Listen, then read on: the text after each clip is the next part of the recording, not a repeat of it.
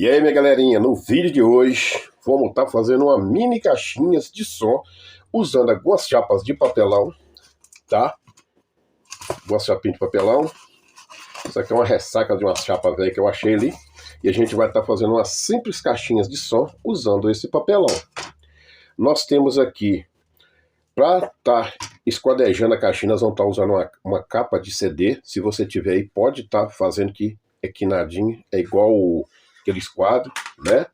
Vamos estar usando uma réguazinha aqui bem velha, bem bagunçada aí, mas vocês podem medir até com o dedo, com a mão, ou vai lá, pega um pauzinho, mede aqui, pessoal, ó, vai lá e risca lá o tamanho que você quer a caixa, dá um risquinho aqui, por exemplo, num pauzinho, não tira o dedo, vem cá de novo, faz a medição, se você não tiver uma régua velha igual essa aqui, tá? O esquadro hoje é essa capa aqui, de CD, dois alto-falantezinhos que eu comprei aqui retirado de uma JBL daquelas importadazinha. Isso aqui parece que é 1,5 polegadas, né? 3 chicotinhos, mas você pode estar usando qualquer, até mesmo o celular, dá certo também, tá? Usando esse cabo aqui, ó, tá? Receptor Bluetooth de áudio, a gente vai deixar o nome aqui de cada peça aqui certinho, tá? E vai deixar o Bluetooth junto com esse amplificador aqui. O nome é a numeração, tá? A gente também vai deixar esse carregador aqui de baterias, pode ser de lítio, né?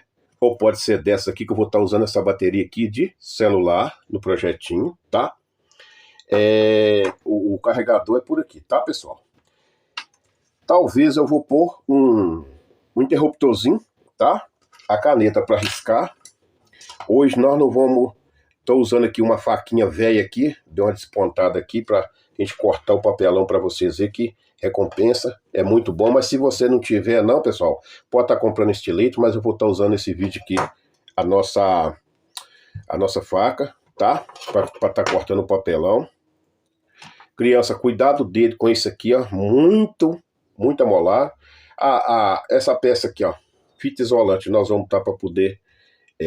na que nós emendar as fiaçãozinhas, a gente isolar com a fita isolante, mas você tiver uma fita crepe dessa aqui, você pode estar passando, ou mesmo pode também fazer uma gambiarrinha com a sacolinha, tá, pessoal?